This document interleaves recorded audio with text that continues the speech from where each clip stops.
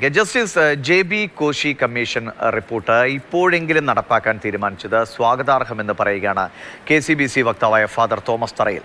Report നടപ്പാക്കിയാൽ മാത്രം പോരാ, എത്രയും പെട്ടെന്ന് റിപ്പോർട്ട് പരസ്യപ്പെടുത്തണം. 2023 സമർപ്പിച്ച റിപ്പോർട്ടാണ് ഇത്രയും വൈകിയത്. പ്രഖ്യാപനങ്ങളിൽ മാത്രം ഒതുങ്ങുമോ ഇല്ലയോ എന്നത് കാത്തിരുന്ന് കാണേണ്ട കാര്യമാണ്.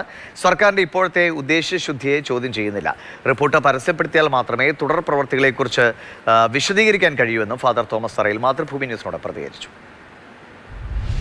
ക്രൈസ്തവ വിഭാഗത്തിന്റെ പിന്നോക്കാവസ്ഥ പഠിക്കാൻ വേണ്ടി സംസ്ഥാന സർക്കാർ നിയോഗിച്ച JB കോശി കമ്മീഷൻ ഇപ്പോൾ തത്വത്തിൽ അംഗീകരിക്കാൻ മന്ത്രിസഭ ഇപ്പോൾ തീരുമാനമായിട്ടുണ്ട്. ഇപ്പോൾ നമ്മോടൊപ്പം KCBCയുടെ ഔദ്യോഗിക വക്താവ് തോമസ് തറയിൽ ചേരുന്നു. ഫാദറെ, ഇപ്പോൾ ഒരു തീരുമാനം മന്ത്രിസഭ, അതായത് തെരഞ്ഞെടുപ്പ് തൊട്ട് മുമ്പിൽ നിൽക്കുകയാണ്. ആ ഒരു സാഹചര്യത്തിൽ ഇങ്ങനെ ഒരു തീരുമാനമെടുത്തത് ഒരു പൊളിറ്റിക്കൽ തന്ത്രമാണോ? പൊളിറ്റിക്കൽ തന്ത്രമാണോ അല്ല എന്നുള്ളത് നമുക്കറിഞ്ഞുകൂടാ. പക്ഷേ ഇപ്പോഴെങ്കിലും ഇങ്ങനെ ഒരു തീരുമാനം എടുത്തതിനെ നമ്മൾ സ്വാഗതം ചെയ്യുന്നു. കാരണം 2023 സമർപ്പിക്കപ്പെട്ടൊരു റിപ്പോർട്ടാണ്.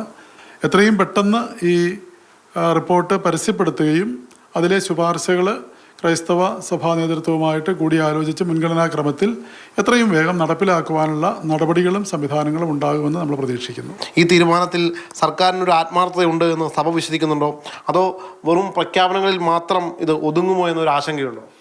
അത് നമ്മൾ കാത്തിരുന്ന് കാണേണ്ട കാര്യമാണ്. നമുക്ക് മുൻവിധികളില്ല. നമ്മൾ സർക്കാരിൻ്റെ ഉദ്ദേശശുദ്ധിയെ ചോദ്യം ചെയ്യുന്നില്ല.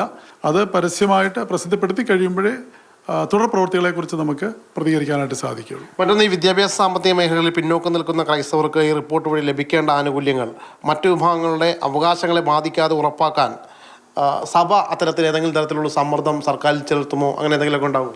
കമ്മീഷന്റെ കണ്ടെത്തലുകൾ അടിസ്ഥാനരഹിതമല്ല. അവയെല്ലാം കൃത്യമായ പഠനങ്ങളുടെ വെളിച്ചത്തിലുള്ളതാണ്. അപ്പോൾ അതുകൊണ്ട് അത് മറ്റാരെയും ബാധിക്കേണ്ട വിഷയങ്ങളല്ല.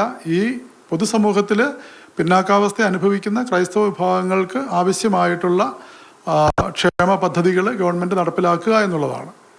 സർക്കാരിൻ്റെ ഈ ഒരു പുതിയ നീക്കം വരാനിരിക്കുന്ന തെരഞ്ഞെടുപ്പുകളിൽ സഭയുടെ രാഷ്ട്രീയ നിലപാടിനെ സ്വാധീനിക്കുമോ, അതോ സഭ ഒരു പ്രത്യേക മുന്നണിയോട് കൂടുതൽ മൃദു സമീപനം സ്വീകരിക്കാൻ ഈ തീരുമാനം കാരണമാകുമെന്ന് തോന്നുന്നുണ്ടോ? സഭയ്ക്ക് ഒരിക്കലും അങ്ങനെ രാഷ്ട്രീയമൊന്നുമില്ലല്ലോ. സഭ രാഷ്ട്രീയത്തിലൊന്നും ഇടപെടാറില്ല.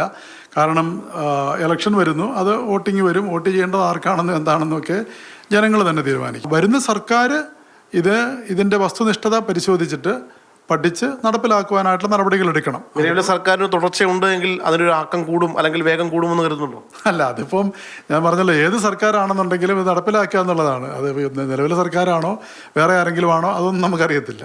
രാഷ്ട്രീയപരമായിട്ട് ഈ ഒരു വിഷയം അത് സ്വാധീനിക്കപ്പെടുമോ? അല്ല, ഞാൻ രാഷ്ട്രീയം പറയാൻ ആഗ്രഹിക്കുന്നില്ല. എന്തായാലും സർക്കാരിൻ്റെ ഈ ഒരു തീരുമാനത്തെ തുറന്ന സമീപനത്തോടുകൂടി തന്നെയാണ് KCBCയും കാണുന്നത്. ജോയ്സി ആറിനൊപ്പം ശ്യാമപ്രസാദ് ഉത്തമൻ, മാതൃഭൂമി ന്യൂസ്, കൊച്ചി.